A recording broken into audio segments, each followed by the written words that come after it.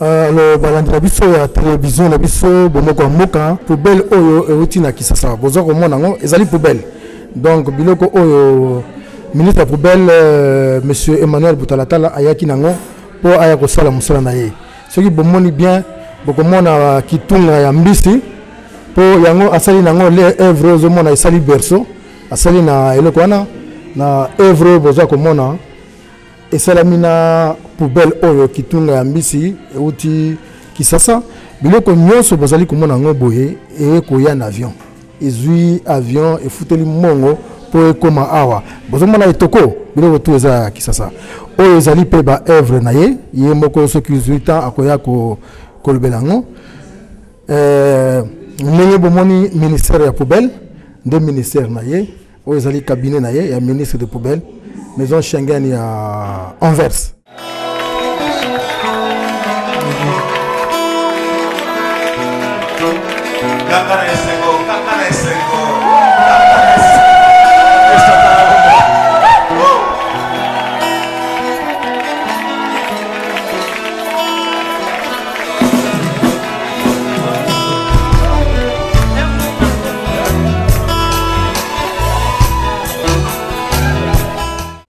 Bonsoir téléspectateurs, balandi abiso ya télévision abiso sur net, bomoko ya mboka.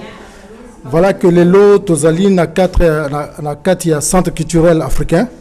Ba mususu na bayebi peut-être yangote. Ezali cadre oyo et salami pona ko essayer ko promouvoir ba artistes mini artistes africains. Les lots tozana esengo ya koyamba ndeko na biso Emmanuel Boutalatala, ministre de la poubelle, comme il est dit. Nous avons outil na Kinshasa. Outil na Kinshasa pour na koya kolakisa eloko nini azali ko sala. Et to websa bino que biloko o nyoso bazali komona awa e outil na kati ya poubelle. Donc à côté na poubelle à l'okoti biloko pour asala biloko toza komona awa. Na ndenge ya koya na ye ayaki na au moins plus de 80 kilos.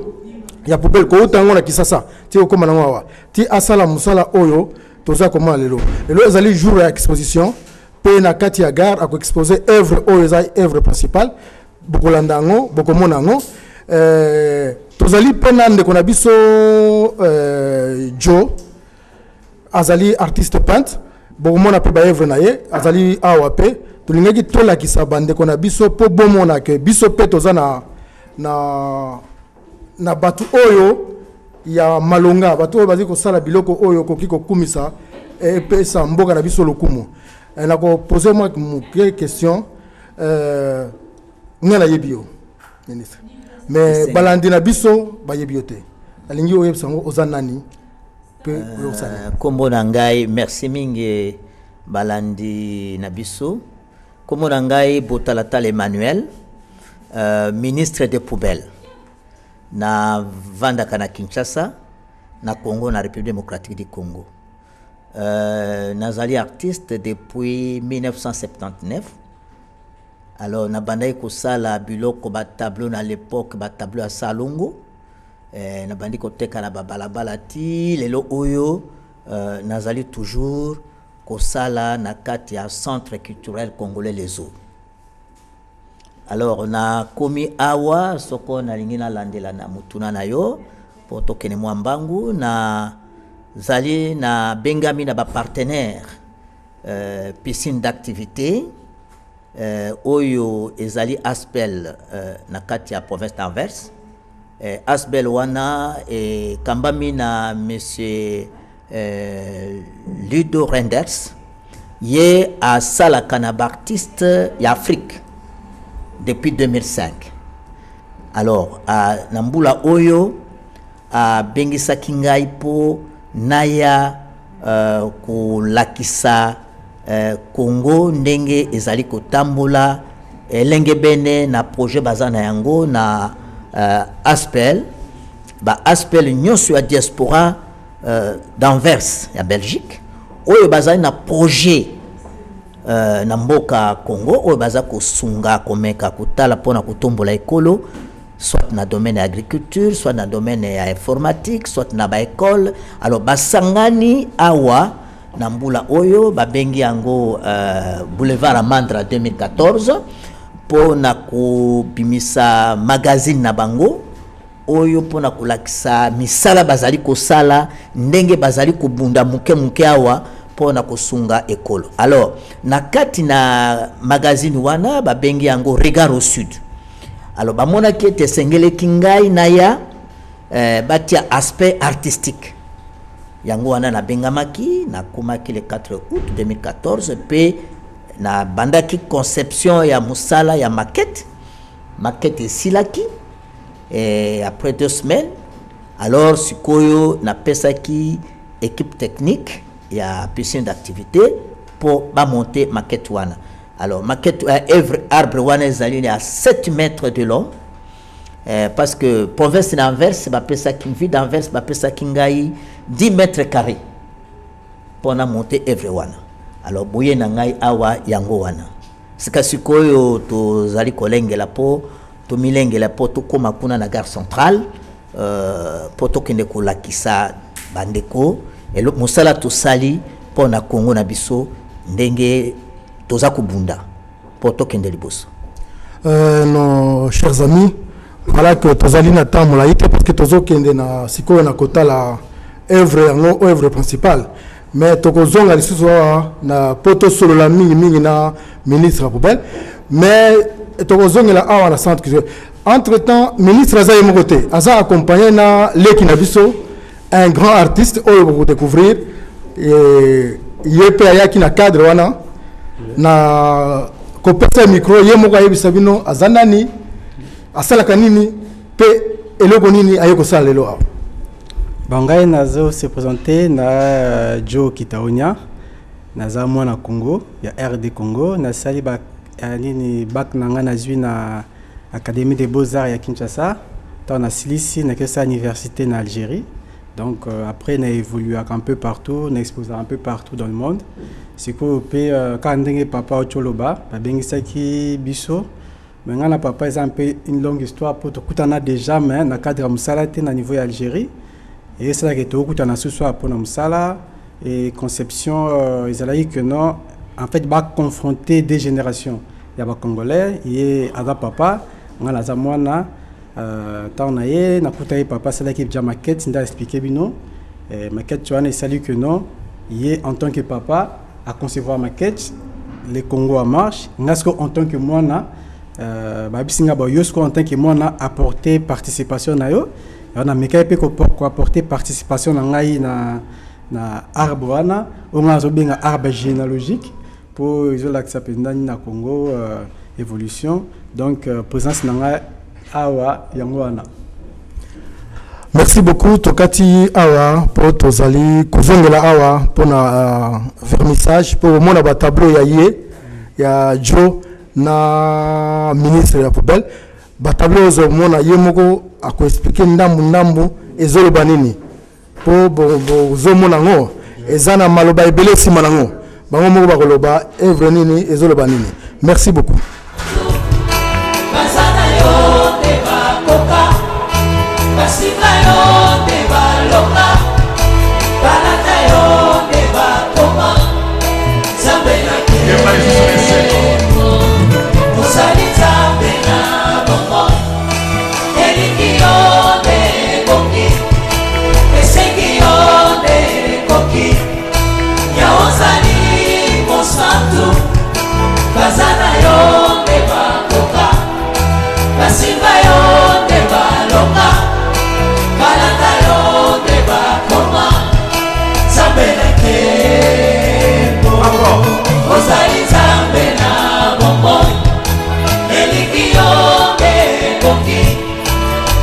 Qui jeune na biso wana Joe muto asali ba evre oyo boza komona oyo za ba livre Joe tant mususu to kozwa temps ya kozwa ye po a expliquer biso ba evre na ye eza nini aza leki na biso afanda na Lyon za congolais comme alobaki moko auti ko sala ba classe na Algérie voilà biloko azali ko sala donc ba evre na ye yango oyo ezali ebele oyo za ministre Poubelle oyo za Joe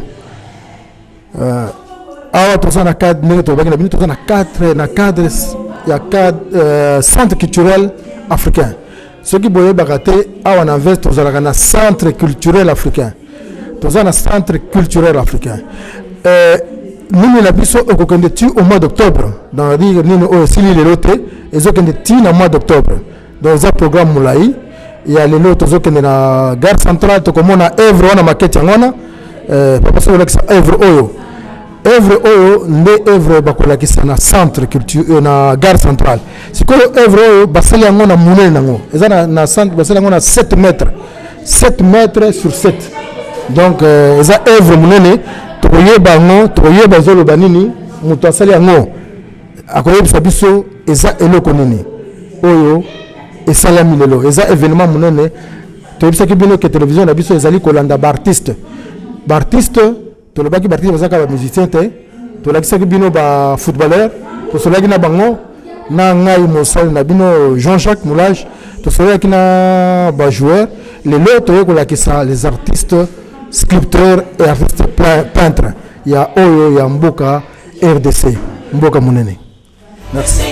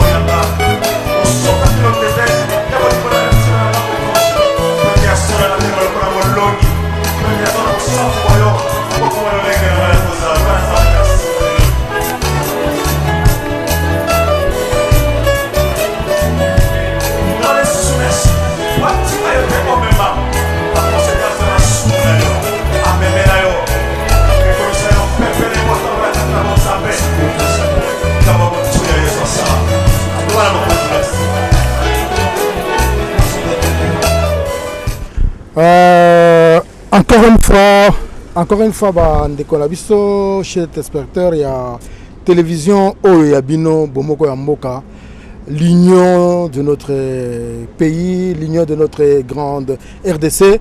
Tozali Nabino na Tango Oyo devant la gare centrale d'Anvers. Gare centrale d'Anvers, Ezali une des gares, de plus belles gares na Katia Europe Awa. Bisika Oyo. Ndeko na biso Emmanuel Botalaptala dit monsieur ministre des poubelles azali ko exposer œuvre na ye oyo tolebaki na bino que azana œuvre na ye bokomona bilili ya œuvre wana ezali exposer na kati ya gare oyo gare centrale d'Anvers pona ba oyo ba yebite c'est une des plus belles gares ya Europe et oyo bandeko bauti musika ceux qui boleki bo zanga te koleka kotala gare oyo poza kitoko koleka. Na kati kuna exposition et arbre oyo œuvre wana ezali exposé na kati wana.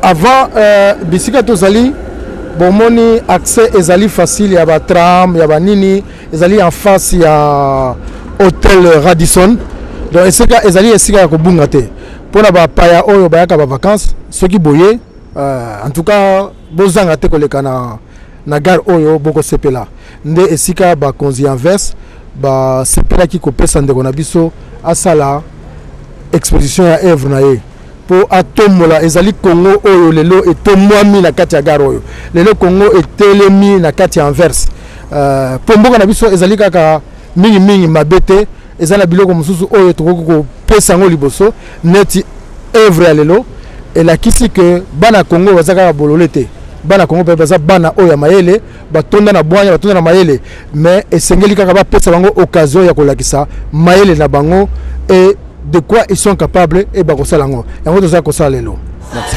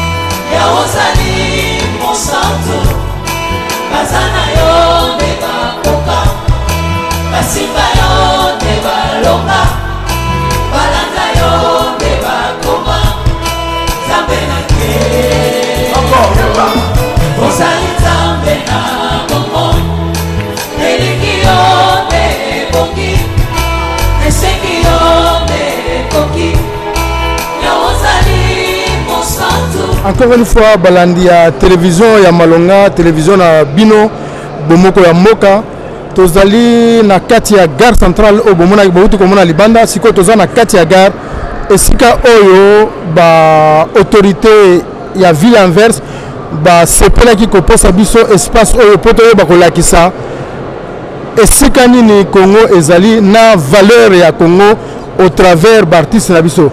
Tozali na Joe awa toko tuna ye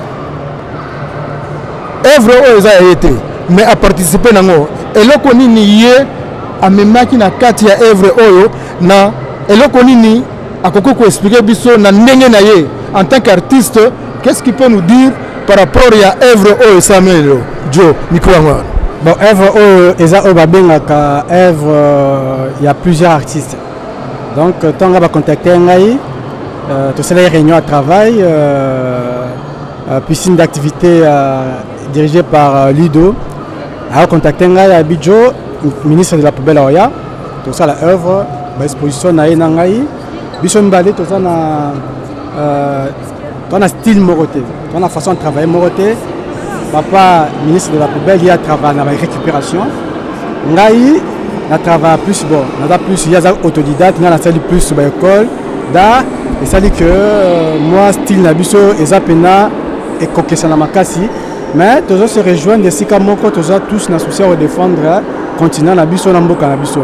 Alors il y a autant papa yaki papa de quoi na style na ya travailler ka ameko concevoir maquette na poubelle ye amisi maquette na poubelle et misi maquette à monene to bengi une équipe technique ba monter maquette et si lisco comme na tour na ngai ya ko apporter pe technique na ngai vu que ngai pe na travailler na ba collage na travailler na ba couleur na meka ko apporter dimension mususu na apporter na niveau nini nzete zoloba pour le développement ya Congo.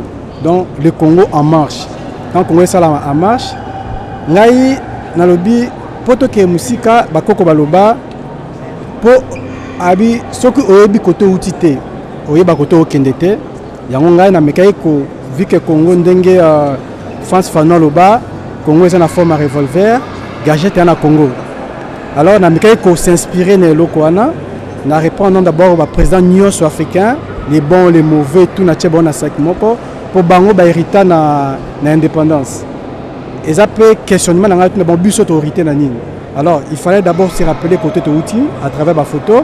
Na jupe l'histoire na bus République démocratique du Congo, la difficulté de connaître, la guerre à est, la 32 ans Mobutu, est posé comme négatif comme positif. Gouvernement actuel doit apporter comme positif comme négatif. Tous une union sur ce sanguisango, na à travers ba image pour ba image le bas.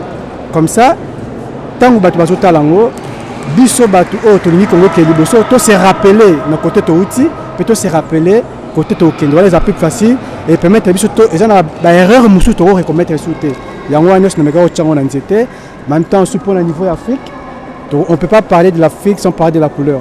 Afrique eza nga bien origine ya monde bango baloba ba bien biso berceau de l'humanité dans le mega ko apporter par nanga ya ba couleur ya réflexion na mega ko apporter par nanga ya musique na pondi ba musique un son ni sonore pour épais sa sous ampleur ya nini pour faut ça dire que non la République démocratique du Congo surtout Kinshasa est la capitale de la culture et Afrique et donc on a photo ça peut citer na na ce qui natali na moni moi pirogue mo boy na eloko wana za na kati wa ezali peut-être on va expliquer biso même si et donc on a en fait na va expliquer ça que les magazine Yassika pour les Congolais au bazan Anvers pour la diaspora Anvers magazine yango yo na kati ya magazine wana bazoko expliquer un peu excuse un peu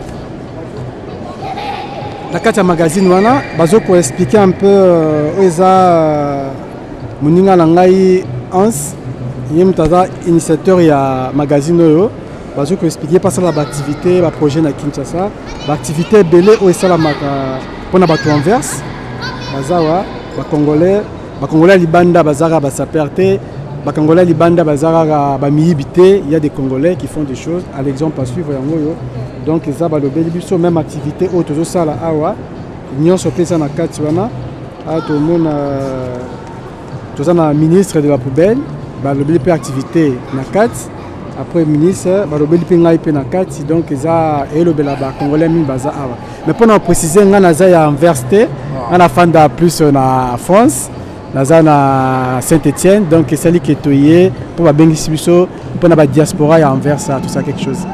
OK, merci. Ton coup on a ici après. Merci. Les Congolais diaspora du United Open. C'est le Congolais qui a le plus de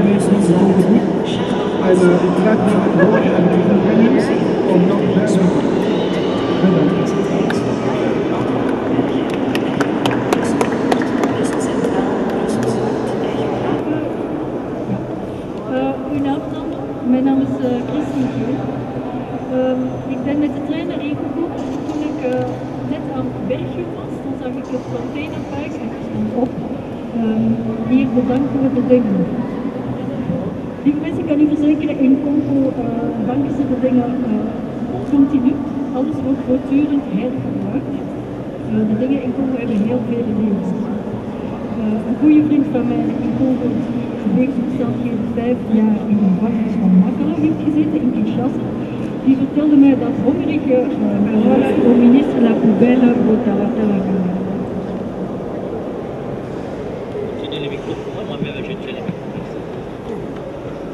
Chers amis de la culture, bonsoir. Bonsoir. Bonsoir. Le ministre des Poubelles vous salue. Je crois maman Christine Yéné a déjà parlé. Je suis l'invité de l'ASBEL, le piscine d'activité. Dans l'ensemble, l'invité de la diaspora congolaise d'Anvers. Le projet a été initié ici à travers ce qu'on appelle Boulevard Amandra 2014 pour aider. Chers amis téléspectateurs, je suis en présence devant vous avec M. Ludo Bendet. Vous avez entendu lorsqu'on a parlé de Ludo. Voilà celui qui est l'initiateur de ce projet. J'ai juste une question à vous poser. Monsieur Ludo, ce que je voudrais savoir, qu'est-ce qui vous a amené, qui vous a poussé à imaginer ce projet et à faire venir spécialement l'artiste de Canada? D'abord, la piscine d'activité pour le moment, la seule organisation à Anvers qui demande sur l'Afrique ou sur le Congo. Ça, c'est une première raison. Et puis, il y était Anselme Kananga qui voulait faire un magazine unique sur les différentes organisations, les différents petits projets des organisations congolaises d'Anvers dans leur pays. Et puis on a, nous, organisateurs de Boulevard Amandla depuis 2005, on a réfléchi quel artiste est-ce qu'on peut mettre à côté pour élargir ce projet de magazine. Et comme l'année passée, on avait déjà pensé et essayé d'inviter Botalatala de Kinshasa. On n'a même pas tout de suite pensé à Botalatala, mais il nous a appelé au juste moment. Voilà, c'est ça. Et puis, pour Joe Okitawonia, c'était un ami de l'école de Anselme Kananga. Et comme sont deux artistes avec un style un peu opposé, on a décidé de prendre ces deux-là. Ouais, je sais spécialement, vous vous occupez des artistes, parce que c'est la première fois que vous avez venu des artistes. Parce qu'il y a quelques années, vous avez fait venir aussi deux peintres. Ici, je crois 2 ou 3 peintres. Deux peintres, ils ont même exposé au niveau de Koningsplein, ils ont fait une peinture extérieure au Koningsplein. Pas seulement au de Koningsplein, hein, on a montré leurs œuvres dans une dizaine de snacks et de restaurants et de cafés africains autour du Koningsplein. Qu'est-ce qui vous motive, surtout à travailler avec les artistes congolais? La motivation, qu'est-ce qui fait que vous aimez travailler avec les artistes? C'est quoi la motivation? La motivation est qu'on a une longue histoire ensemble et puis comme la ville d'Anvers veut toujours se nommer comme métropole, ville métropole, il faut montrer ici des choses du tiers-monde et du Congo. Voilà. Ok Ludo, merci beaucoup, merci et félicitations. Et grand merci pour tout ce que vous faites pour le Congo, parce qu'aujourd'hui, c'est quand même le Congo qui est debout. Oui. Et certaines personnes peut-être vont se demander c'est quel pays. Et je crois que vous contribuez à ce que le Congo soit visible dans cette ville qu'on dit très souvent une ville fermée. Et vraiment un grand merci. Et que je pense qu'on aura l'occasion de parler des projets à venir et du temps de ce qui va se passer pendant toute cette période-là. Merci beaucoup. Merci.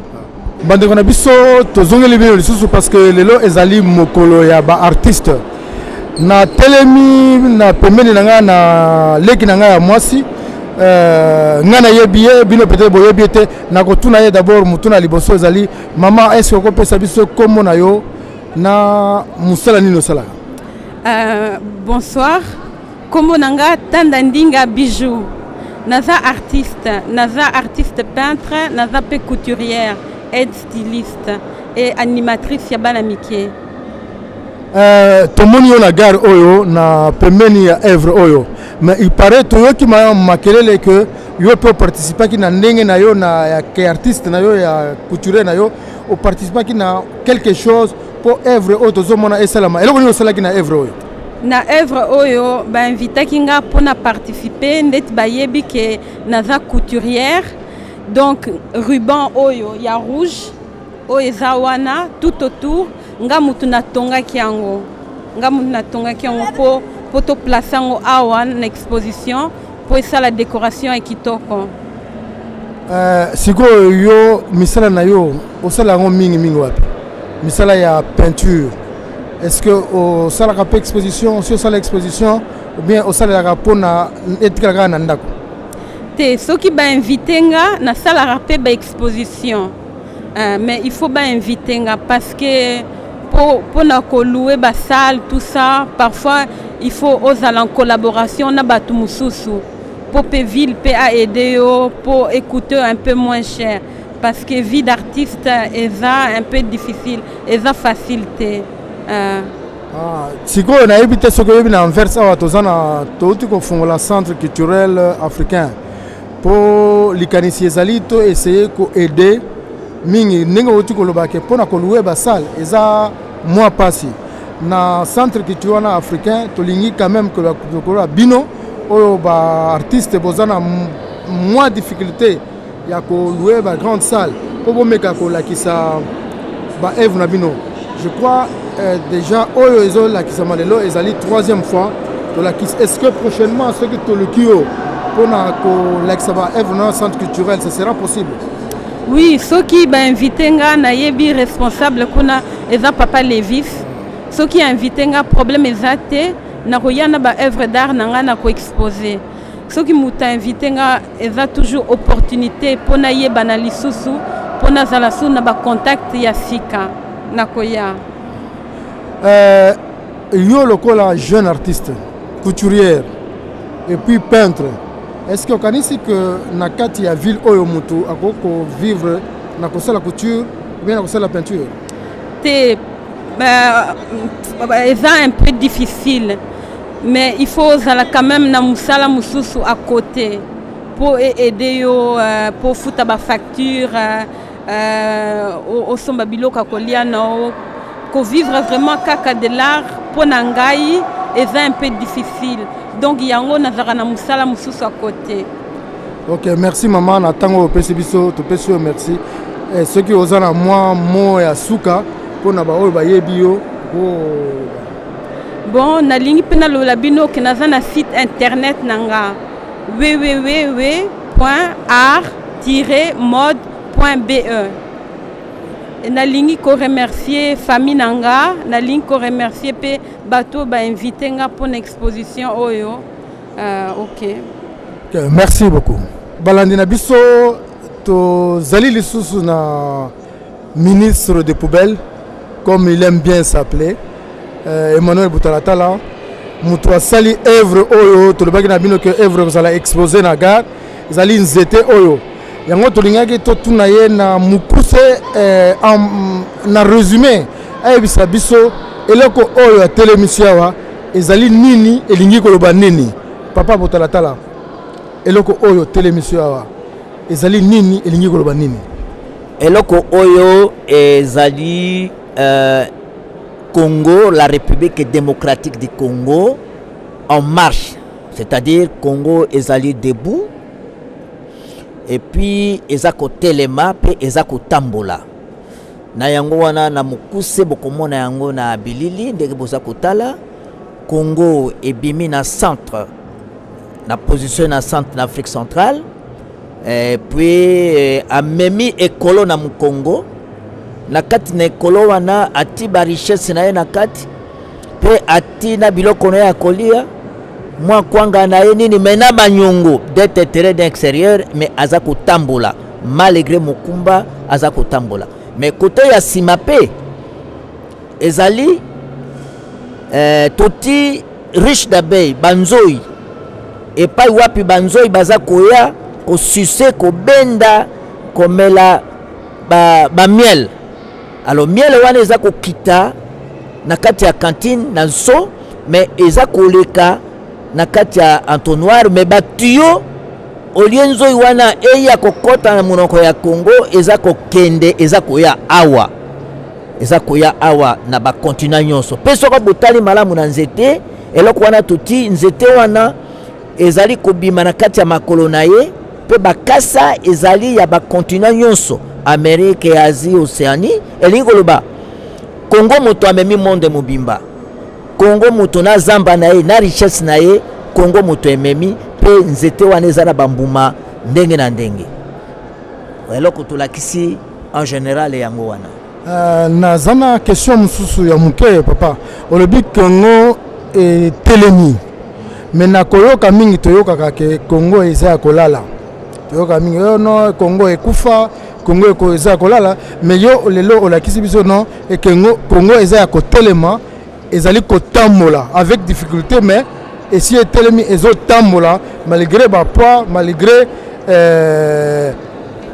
des difficultés mais Congo d'ailleurs kuto asimina nzete c'est-à-dire ça lokola mutu moko abelaki makasi mais auti ko na maladie mais azali kotambola et réponse ni ko pesa na ba oyo bazali sceptique o balobi non Congo ekotelema kate Congo ekufa bon ngai nazali na Congo nazali kovanda na Congo soko lobi te likambo moko eloko moko ekosalema na Congo te wana tokoyokana te Congo etelemi tala makolo na ye ya Congo ya Congolais ba mipende na ye ezali ba brique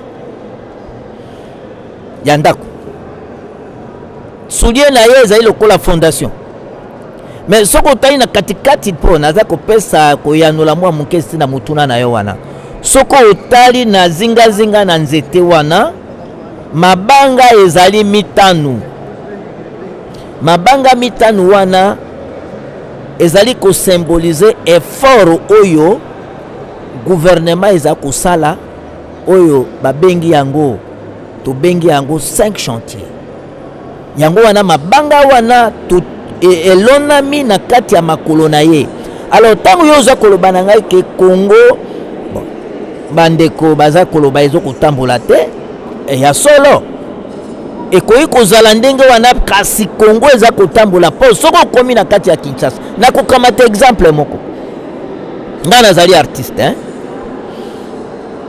ngai na kota kanatala ko eza kosalema nazali enseignant nazali producteur matériel didactique ba école etongami plus de 1000 écoles etongami na kati ya ba province nyonso oyo wana ezali elingi koloba te eloko ezali te eza kosalema te Kinshasa bayo bakomi na Kinshasa baza kotala ndenge Kinshasa kotambola banzela okamati Kisangani na mboka na ngai nzela ekomi ti Bunia ezalaka te ba axe eza kofungwama soko tolobi ndenge wana ngai na o ezali position na ngai po ngai na lobaka nde na komona na misu bon soko moto alobi ke ekotelema te kobonga te soko akolobela awa na poto soko azokita na mboka ngai nayebi na ngai te mais ngai nayebi si oke eza kotambola.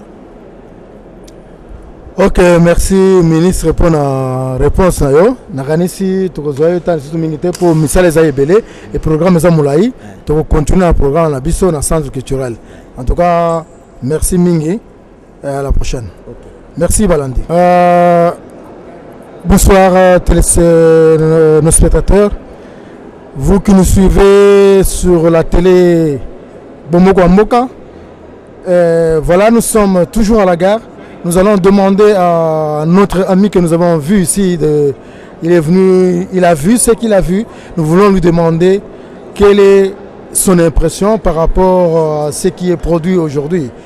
Est-ce que vous pouvez commencer par nous dire comment vous vous appelez? Je suis Tunkara Bouba, ami du ministre Botalatala, que j'ai découvert récemment à son arrivée. Le nom c'est... Monsieur Tunkara Bouba. Oui. Donc voilà, j'ai suivi les travaux du ministre depuis le début, les stages, j'assistais, j'ai donné des coups de main, j'essaie de donner des idées aussi là-dessus. Et vraiment la finalité du travail a été extraordinaire, une réussite fabuleuse au niveau de la présentation de l'œuvre artistique qui vient du Congo, interculturel Congo-belge. Mon impression est vraiment positive et j'espère que le travail continuera à donner satisfaction. Vous venez spécialement de... Je sais que vous venez du continent africain, mais de quel pays spécialement? Je viens de Guinée-Conakry, qui a d'ailleurs une histoire très connue au moment de l'indépendance, qui est présentée dans les arbres, qui a été très aux côtés du Congo pour l'obtention de l'indépendance et la poursuite des projets de développement. Vous-même ici, qu'est-ce que vous avez? Est-ce que vous avez une activité culturelle? Vous vous occupez de quelque chose comme une ASBEL ou du genre comme ça? Oui, bien évidemment, je suis président d'une ASBEL Afrique Espoir, qui s'appelle ASBEL de droit belge, qui s'exerce dans les conférences, l'organisation des conférences, très principalement sur le développement, entre donc le relais de transmission entre l'Union européenne d'abord et les pays africains, le renforcement des relations bilatérales et de coopération, et entre les organisations européennes et africaines, toujours dans la poursuite des buts de développement. Ok, je ne vais pas prendre beaucoup de temps. Est-ce que vous avez un mot que vous pouvez adresser à la diaspora africaine? Oui, la diaspora africaine, c'est-à-dire c'est une diaspora qui doit se donner la main, qui doit se renforcer du point de vue socio-économique d'abord en Belgique et dans la coopération déjà entre personnes et personnes, qui doivent s'efforcer à être acteurs de transmission, de développement en un mot.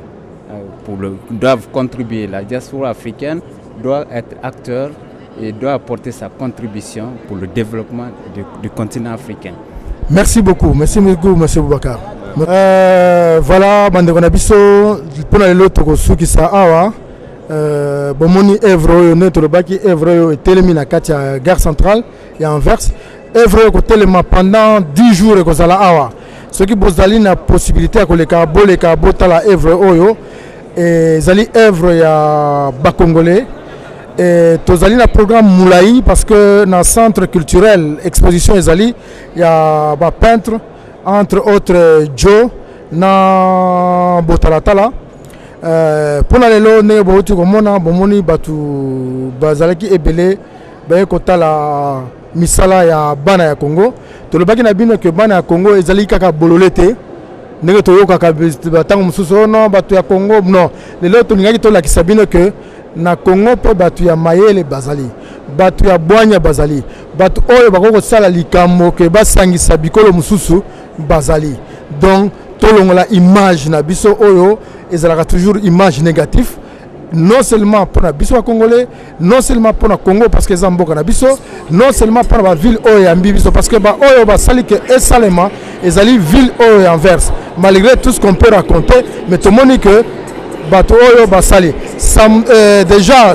lobi kuna tozalaki na exposition sur na Mexem exposition na ezali kolobela makambo ya ba anciens combattants congolais o ba participer na deuxième guerre mondiale o basalaki que ba meka ko remporter victoire bato mususu ba yeba te que Congo a participé na guerre mondiale nous avons participé Congo ezaki et participaki na cadre comme tozalaki colonie belge dans na cadre ya Belgique ba papa na biso ba koko na biso ba yaki pe ba kufaki pona ko sisa guerre wana ebele ba yeba yango te yango tozo ko lakisa na Mexem ce qui besoin na possibilité boleka pe kuna botala boyoka oyo ezali histoire mboka na biso merci.